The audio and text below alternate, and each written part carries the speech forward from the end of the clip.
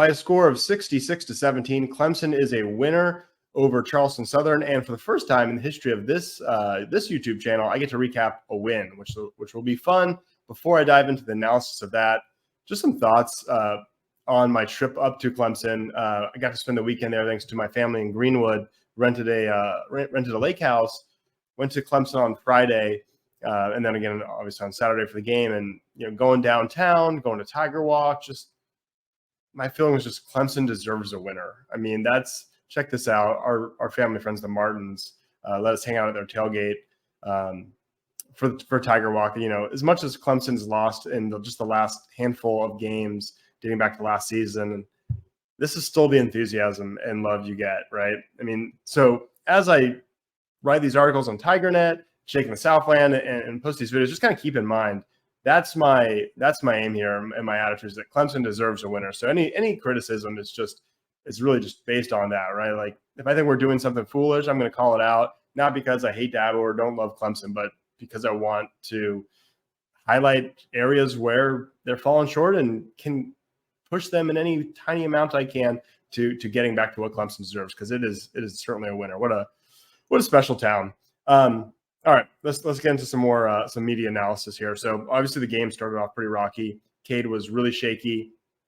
Had the fumble early, had the pick six, which was really bad. Even in the first half, had another kind of boneheaded play where he just threw it up. It was intentional grounding, and that was fortunate. If the defender was there, it easily could have been picked off and possibly another pick six. Just a little careless. So you hate to see that. He needs to make some better decisions. But second half, he was great. Ended up having a big game before all was said and done. Let's see, finished with 315 yards and 4 touchdowns to just the 1 interception. Hunter Helms was also great, and Paul Tyson was very good. They put in Vizina, but didn't really let him do anything. So I thought it was kind of a waste of one of his 4 games for redshirt.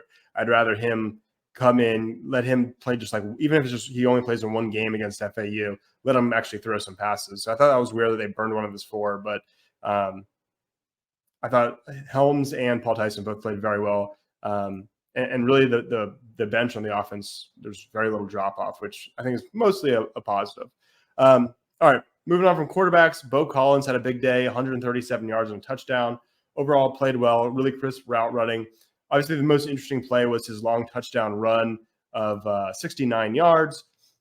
Interesting because it's the first explosive play by a Clemson wide receiver on the season.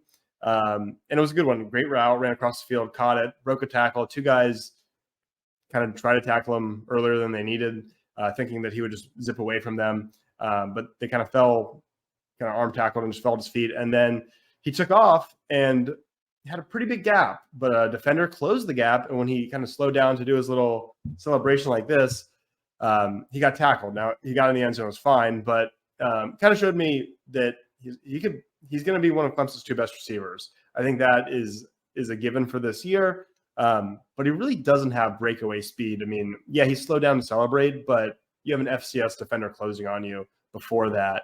He probably has about Joe Ngata speed, not Sammy Watkins or Antonio Williams. He's just not super, super fast. But I think he runs good routes. He has good hands, and will probably be him and Antonio Williams, the key receivers for this team. Adam Randall only had 7 yards. Honestly, I saw him struggle to get separation. Great blocking on at least 2 plays that I noticed. He's not necessarily bad. He just doesn't have that speed, and I don't know if it's because of the ACL and it never came back. If so, that's sad, and hopefully it recovers eventually. But right now, I don't know if he's going to be able to be a game breaker by week 4 when Florida State rolls into town. Good news though, Troy Stellato, who's been hurt pretty much his entire career, had 51 yards, showed great hands. Maybe there's something there. Tyler Brown moved into the starting role, or I don't know if you call it starting, but took a role in punt return and kick return. Maybe he could settle in there and start to expand his role, take the pressure off the other guys, and maybe between him and Stellato take some of the snaps at wide receiver in general. Didn't see a ton from Jake Briningstool. Maybe he can move out to wide receiver, or I see him coming off the field on a lot of those 2 running back sets, so maybe that's part of the reason he's not doing quite as much. Love the 2 running back sets, though. More of that. Keep that coming. That is something we asked for last year and didn't see enough. You got your 2 best players, 2 best playmakers on offense are Shipley and Maffa. So get them on the field one way or the other. Fake the handoff, throw it to the other guy, have them block, get them out in space for short passes, whatever it is. I love those plays. That's the type of creativity we want from Garrett Riley, and so it's good to see we're getting that. Defense was great. I know that the score looks like they allowed 17 points, but 14 were really on the offense. 1 pick six and 1 fumble that gave them the ball basically, just horrible field position. So 14 you almost can't count against the defense. They really only allowed 3, only allowed 74 total yards, and they didn't have Andrew Makuba, who was held out that game. So the guy who stood out, I think, by far the most was TJ Parker, defensive end. He's great. He gets all over the field. I think he needs to start. XT also had a snap. If those 2 are your starters, now you're starting to get something there. You got good depth at defensive tackle.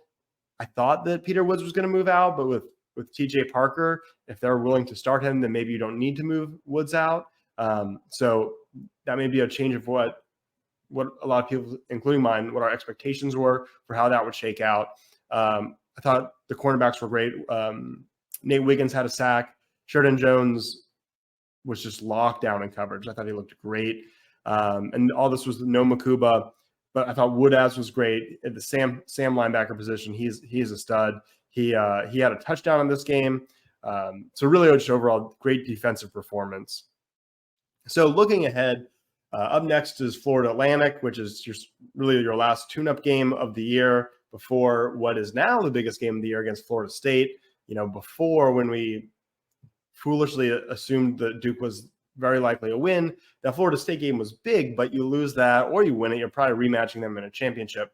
Now, if you lose that, your odds of reaching that championship game go down a good bit. Let's just say you're 0-2 in the ACC and 6-2 might not get you in. I think Duke will probably lose 3 times, but that's far from a given.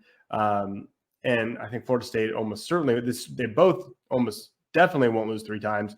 So they're gonna have a tiebreaker over you if you lose to Florida State. So you're gonna need Duke to lose, and then you're gonna have to beat Miami, who just beat Texas A&M. You have to go to Miami to beat them. NC State doesn't look nearly as good as I thought. That's a mea culpa on my part. I thought they could win 8-9 games this year, regular season only, but they got trounced pretty bad by Notre Dame, and they didn't look good against UConn. So maybe NC State's not as scary, and of course Notre Dame doesn't count as an ACC game, but UNC is 2-0 after beating App State this week, and then they beat South Carolina last week. I don't know how good those teams are, but I did have UNC losing at least one non-conference game. They'll get Minnesota this week, but basically Clemson needs to beat Florida State now if they have a serious thought of winning the conference, or at least make it close and then cross their fingers that Duke loses a couple games. They can face them again, but I don't know that that's a sure thing. So against Florida Atlantic, I think what you're looking for is some maturity from Cade, good decisions.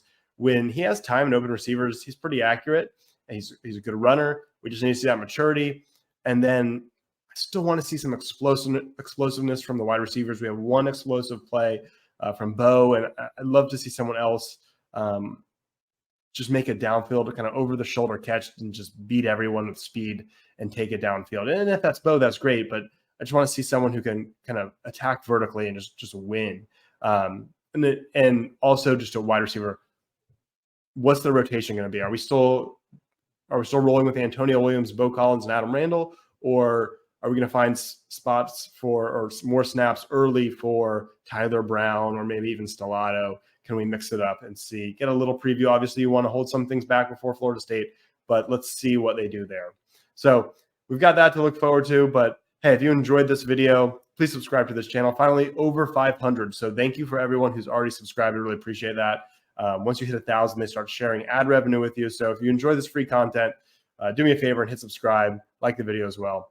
Thank you for watching, and go Tigers.